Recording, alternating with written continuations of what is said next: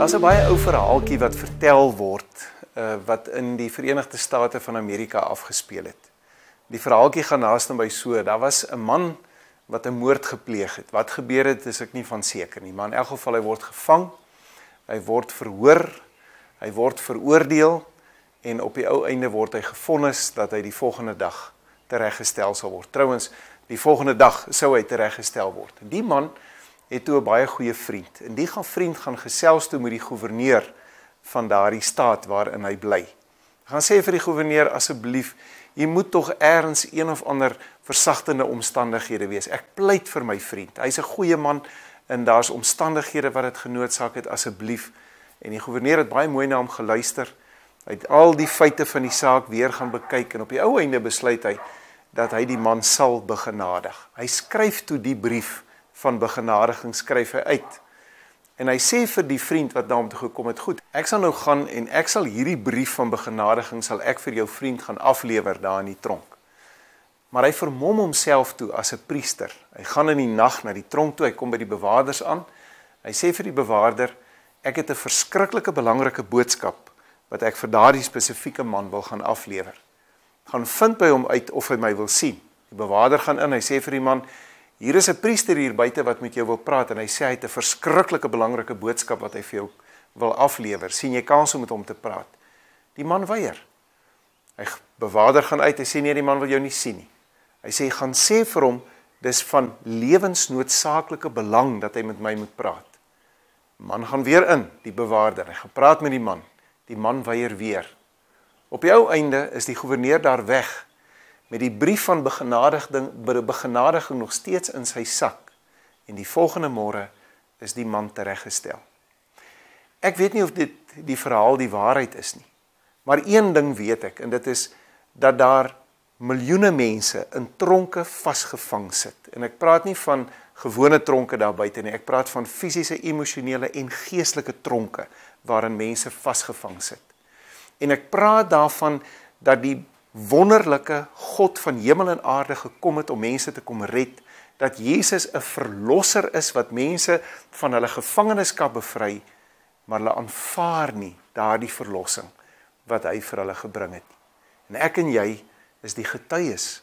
Ons is die mense wat hierdie boodskap moet oordra. Kom ons kyk 'n bietjie na die tronke waarin mense vasgevang sit.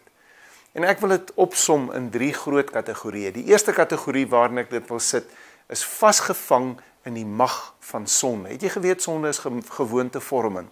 Hoef ek dit vir jou te verduidelik? Om te vloek, om pornografie te kyk, om drank te misbruik, so kan ons maar aangaan en 'n klomp dinge gaan opnoem, wat op die ou einde 'n mag word, wat sy kloue in jou slaan en wat vir jou in 'n tronk gevang hou. Die ander tronk waarin mense gevange sit, is die tronk van selfsug en eie belang. Ek het so ruk gelede, het ek vertel dat eintlik as jou eie ek op die troon sit, is jy in 'n tronk en jy hou 2 tralies vas en die 2 tralies waarin jy vashou is selfsug en eie belang. Almal daar buite is daar ter wille van jou. Ter wille van jou plesier, ter wille van jou gerief, ter wille van jou eie belang. Jy is die middelpunt van alles wat bestaan. Selfsug, eie belang en hy word 'n tronk wat rondom jou is sodat jy nie vry is om te kan lief hê nie. En die ergste, die heel ergste, die verskriklikste wat daar is dat ons vasgevang sit in ons skuld, omdat ons 'n ewigheid sonder God gaan binnegaan. Die Bybel is duidelik daaroor, dat 'n ewigheid sonder God is 'n verskrikking van die hel. En dit is die tronke waarin mense vasgevang sit. En weet jy wat? Die Bybel sê vir ons, God het sy seun gestuur om ons te verlos. God het die seun van God uit die hemel uit laat kom, om aan 'n kruis vir ons te kom sterf, en uit die dood uit op te staan, om al hierdie magte rondom ons te breek, sodat ons verlos kan word. 1 Timoteus 1 vers 15 sê Paulus, dis 'n betroubare woord, en kan sonder voorbehoud aanvaar word.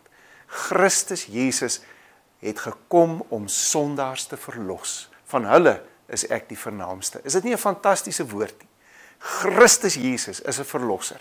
Deur sy koms na hierdie wêreld, het hy hierdie bande kom breek, het hy vir ons kom nuwe lewe bring, het hy die tronkmure plat geslaan, sodat ons vry kan uitgaan. Dis die boodskap waarmee ons kan loop.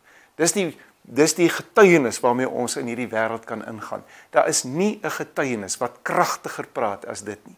As 'n mens wat verander het, wat uit sy tronk verlos is, wat vry geraak het en wat vir ander mense kom vertel. Jesus leef. Jesus is 'n verlosser. Gaan doen dit, gaan vertel vir mense hiervan en as julle nou gaan praat, gaan julle praat oor 'n vrou wat dit beleef het en hoe haar dankbaarheid oorgevloei het en dit 'n getuienis geword het. Ek wil graag vir julle bid. Here Jesus, dankie dat U die wonderlike, almagtige verlosser van hemel en aarde is. Dankie dat U verlossingswerk tot in die uiterste van die heelal geëcho het, omdat U lewe en omdat U mense vrymaak. Dankie dat U my vrygemaak het. Help ons almal om daardie boodskap van verlossing, van hierdie wonderlike verlosser uit te dra, waar ons ook al kom. Seën die gesprek wat nou in hierdie groep gaan plaasvind. In Jesus se naam. Amen. Seën vir julle elkeen.